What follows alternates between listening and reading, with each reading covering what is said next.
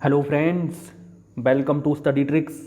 इस वीडियो में हम डिस्कस करेंगे फिजिक्स के मोस्ट इम्पॉर्टेंट न्यूमेरिकल जो आपके एग्ज़ाम के पॉइंट ऑफ व्यू से बहुत ज़्यादा हेल्पफुल साबित होंगे। तो आज हमने टॉपिक लिया है इलेक्ट्रिसिटी यानी कि विद्युत। तो इसके हम कुछ बेसिक क्वेश्चन देखेंगे और कुछ न्यूमेरिकल देखेंगे। फ्रेंड्स, अगर आप इनकी प्रैक्टिस करते हैं तो मैं उम्मीद करता हूँ आपको अपने आने वाले एग्ज़ाम में बहुत ज़्यादा हेल्प मिलेगी।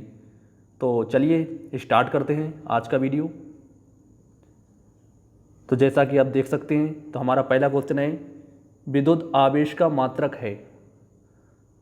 तो फ्रेंड्स, जो विद्युत आवेश के बीच लगने वाला बल था वो किसने नियम दिया था? कूलाम ने दिया था। ये क्या था हमारा? F बराबर के हमारा कांस्टेंट है। एक आवेश Q1 है, दूसरा हमारा Q2 है और आर स्क्वायर इसके नीचे आ जाएगा। तो ये नियम किसने दिया था? ये नियम दिया था कूलाम ने। तो कूलाम ने आवेशकों के बीच जो लगने वाला बल था उसका नियम दिया था। तो इन्हीं के नाम पर इन्होंने आवेश का मात्रक है। तो क्या है हमारा मात्रक? कूलाम। तो इसमें हमारा ऑप्शन नंबर बी करेक्ट हो जाएगा। तो आप इसका ध्यान रखें। अगला क्वेश्चन देखते हैं। एम्पियर सेकंड मात्रक है। फ्रेंड्स, एम्पियर सेकंड किसका मात्रक है? तो सबसे पहले आपको पता होना चाहिए एम्पियर और सेकंड, हम डायरेक्ट दोनों का मात्रक लिख देते हैं। एम्पियर किसका मात्रक होता है? एम्पियर होता है धारा का। धारा को हम आई से प्रदर्शित करते हैं। और सेकंड किसका होता है? टाइम का। और ये किसके बराबर होता है? आवेश के। तो फिर ये किसका मात्रक हुआ? आवेश का। तो इसमें हमारा ऑप्शन नंबर सी करेक्ट हो जाएगा। एम्पियर सेकंड किसका मात्रक होगा? आवेश का। नेक्स्ट क्वेश्चन देखते हैं। एक प्रोटॉन पर विद्युत आवेश की मात्रा होती है। फ्रेंड्स, एक प्रोटॉन पर आवेश की मात्रा कितनी होती है? 1.6 10 की घात -19 कूलाम। अगर आपसे यही इलेक्ट्रॉन पर पूछा जाए तो हमें आगे माइनस लगा देते हैं। 1.6 10 की पावर -19 कूलाम। अगर आपसे न्यूट्रॉन पर पूछा जाए तो न्यूट्रॉन पर कितना होता है? ये 0। तो आपको इसके बारे में भी ध्यान रखना है। हो सकता है आपको इससे भी एग्ज़ाम में क्वेश्चन पूछ लें। तो इसमें ऑप्शन नंबर हमारा डी करेक्ट हो जाएगा। अगला क्वेश्चन देखते हैं। विद्युत धारा का एसआई मात्रक है। फ्रेंड्स, विद्युत धारा का एसआई मात्रक क्या होता है? तो आपको डायरेक्ट ध्यान रखना है एम्पियर। इसमें ऑप्शन नंबर हमारा बी करेक्ट हो जाएगा। और विद्युत धारा होती क्या होती है? तो आपको ध्यान रखना है किसी भी चालक में प्रभावित होने वाले एकांक समय में प्रभावित होने वाले आवेश को हम क्या कहते हैं? विद्युत धारा।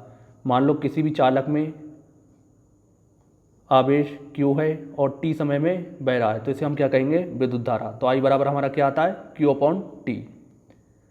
तो इसका आवेश, इसका मात्रक हम लिख सकते हैं आवेश, समय का हम लिख सकते हैं सेकंड। तो आवेश पर सेकंड को हम क्या बोलते हैं? एम्पियर। तो आपको इसके बारे में ध्यान रखना है। तो इसमें हमारा ऑप्शन नंबर बी करेक्ट हो जाएगा। नेक्स्ट क्वेश्चन है हमारा, किसी चालक में धारा का प्रवाह होता है। फ्रेंड्स, किसी भी चालक में धारा का प्रवाह कब होता है? एकांक समय में प्रभावित होने वाले आवेश की मात्रा को हम क्या कहते हैं? धारा। तो धारा यानी कि धारा किसके कारण हो रही है? बहने वाले आवेश के। तो आवेश हमें किससे मिलता है? इलेक्ट्रॉनों के द्वारा। तो इसमें ऑप्शन नंबर हमारा ए करेक्ट हो जाएगा, इलेक्ट्रॉनों के द्वारा। तो आप इसका भी ध्यान रखें। अगला क्वेश्चन हमारा, निम्न परिपथ में ए एवं बी के बीच विभवांतर होगा। फ्रेंड्स, विभवांतर क्या होगा? ये आपके सामने आप देख सकते हैं, इस तरह का ये फिगर दिया गया है। इसमें हमें विभवांतर निकालना है। तो विभवांतर क्या होता है? दो बिंदुओं के बीच विभव के अंतर को हम क्या कहते हैं? विभवांतर। तो इसमें विभवांतर हमारा कितना होगा? B V A. तो कितना होगा? बी वी और वी ए। तो बी वी पर हमारा कितना है? 2 वोल्ट और बी ए पे 1 वोल्ट। जब हम इसे घटाएंगे तो हमें कितना मिल जाएगा? 1 वोल्ट, जो कि ऑप्शन नंबर सी में दिया गया है। तो इसका आंसर हमारा एक आ जाएगा 1 volt. Option number C correct हो जाएगा। अगला क्वेश्चन देखते हैं।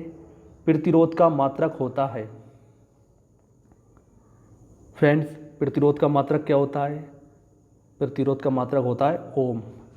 तो आपको इसे ध्यान रखना है। किसी भी चालक में धारा के व्युत्क्रमानुपाती होगा प्रतिरोध, यानी कि जितनी धारा ज़्यादा होगी उतना ही कम प्रतिरोध होगा। इसमें एक दूसरे से व्युत्क्रमानुपाती होते हैं, यानी धारा बढ़ेगी तो प्रतिरोध घट जाएगा। नेक्स्ट क्वेश्चन देखते हैं। ओम के नियम का सूत्र है। तो ओम के नियम के सूत्र क्या होता है? सबसे पहले आपको ओम का नियम पता होना चाहिए। ओम का नियम क्या होता है? किसी चालक में अगर हम उसके कह सकते हैं भौतिक अवस्थाओं में परिवर्तन ना करें, यानी कि उसके तापमान को हम स्थिर रखें, तो उस चालक में विद्युत आवेश धारा के समानुपाती होता है। तो आवेश हमारा क्या है? V, और धारा कितनी है? I। और जब हम इस समानुपाती के चिन्ह को हटाएंगे तब क्या हमें मिलेगा? एक कांस्टेंट, यानी कि एक नेतांक मिलता है। तो नेतांक होता है R, जिसे हम क्या कहते हैं? प्रतिरोध। तो आपको इसे ध्यान रखना, यही हमारा क्या है? ओम का नियम। फ्रेंड्स, अभी मैं आपको थोड़ा ऐसी बेसिक बता रहा हूँ। जब मैं आपको NTPC के लिए पूरी अच्छी तरीके से फिजिक्स पढ़ाऊँगा तो आपको मैं एक एक चीज़ क्लियर करता चलूँगा।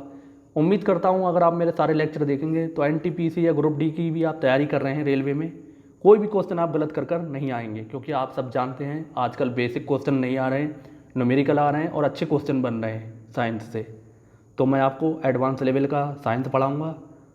तो इसमें हमारा ऑप्शन नंबर सी करेक्ट हो जाएगा, B बराबर IR। तो आपको इसे ध्यान रखना है। नेक्स्ट क्वेश्चन देखते हैं। किसी तार की लंबाई उसकी प्रारंभिक लंबाई की 3 गुना करने पर उसका प्रतिरोध हो जाएगा। तो इसके लिए आपको एक रिलेशन ध्यान रखना है। क्या होता है हमारा रिलेशन? R बराबर ρL/A। तो ये हमारा एक रिलेशन होता है जहाँ पर R क्या है? प्रतिरोध, रो क्या है? प्रतिरोधकता, ये प्रतिरोधकता होती है। L क्या है? तार की लंबाई, और A क्या है हमारा?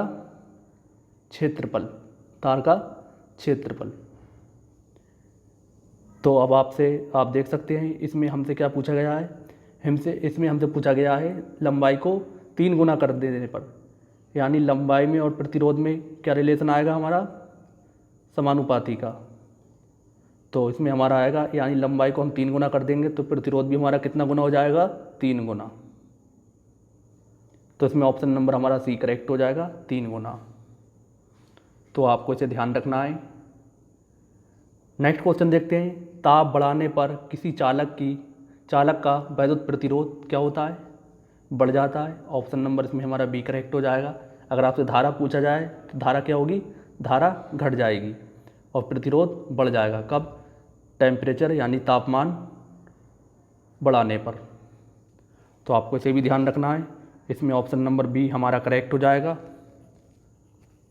अगला क्वेश्चन देखते हैं। प्रतिरोधों के समांतर संयोजन में समान होता है। तो फ्रेंड्स, जो समांतर संयोजन होता है वो किस तरह बनता है? तो आपको मैं बना के दिखा देता हूँ। अगर दो प्रतिरोध इस तरह से जुड़े हैं, ये R1 है, ये R2 है, तो ये किस तरह से जुड़े हैं? समांतर क्रम में जुड़े हैं। तो समांतर क्रम में फ्रेंड्स क्या होता है? समांतर क्रम में हमारा विभवांतर समान रहता है और श्रेणी क्रम में क्या समान रहती है? धारा समान रहती है।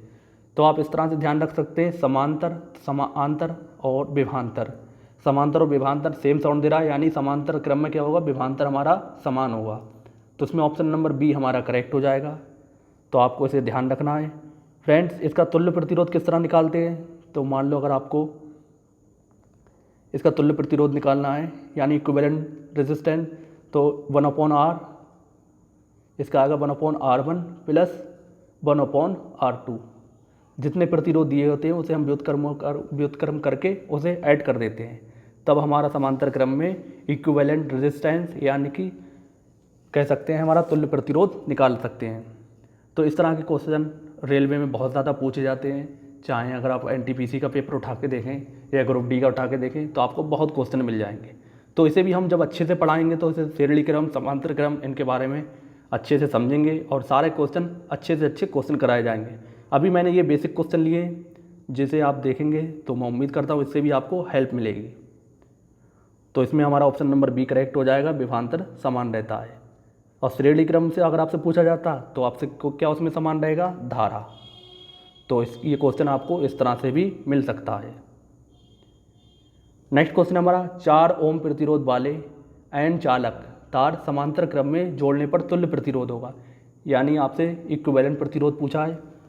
तो जब प्रतिरोधों को हम समांतर क्रम में जोड़ते हैं तो हम तुल्य प्रतिरोध कैसे निकालते हैं, तो 1/R, ये क्या है हमारा इक्विवेलेंट प्रतिरोध यानी कि तुल्य प्रतिरोध। तो इसे हम लिखेंगे 1/R1, 1/R2, 1/R3, इसी तरह से जितने प्रतिरोध होंगे हम लिख देंगे।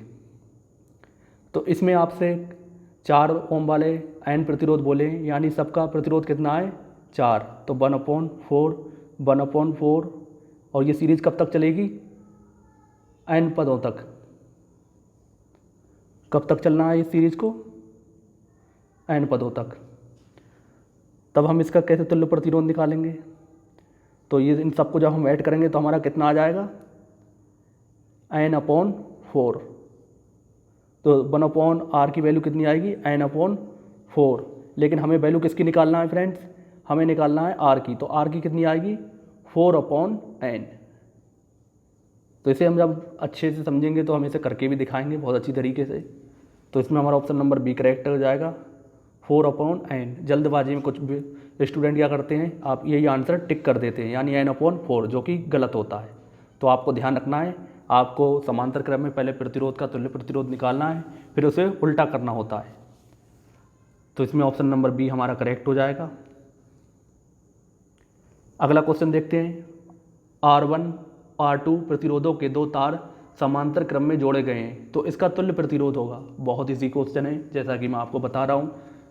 2 प्रतिरोध अगर समांतर क्रम में जोड़े हैं तो उनका तुल्य प्रतिरोध यानी कि इक्विवेलेंट रेजिस्टेंस कितना होता है, तो 1/R। ये क्या है मेरा तुल्य प्रतिरोध। तो अगर R1 एक पर है, दूसरे पर R2 है, तो इसे जब हम लिखते हैं तो कितना आ जाता है, ये R1 और R2 का मल्टीप्लाई हो जाता है और ये R1 + R2 आ जाता है। लेकिन ये किसकी वैल्यू निकली है आपकी, ये आपकी वैल्यू निकली है 1/R की। और जब R की निकालेंगे तो क्या होगा, R1 × R2 ऊपर पहुंच जाएगा और नीचे क्या आएगा R1 + R2। तो ऐसा कौन सा ऑप्शन है, ऐसा ऑप्शन है ऑप्शन नंबर सी। तो इसमें ऑप्शन नंबर हमारा सी करेक्ट हो जाएगा। फ्रेंड्स, ये थे इलेक्ट्रिसिटी यानी विद्युत के कुछ इंपॉर्टेंट क्वेश्चन, जिसमें मैंने कुछ बेसिक न्यूमेरिकल लिए थे। आई होप आपको ने इसकी प्रैक्टिस अच्छे से की होगी। उम्मीद करता हूँ अगर आपने सारे क्वेश्चन देखे हैं तो आप इस तरह के क्वेश्चन और भी कर पाएंगे।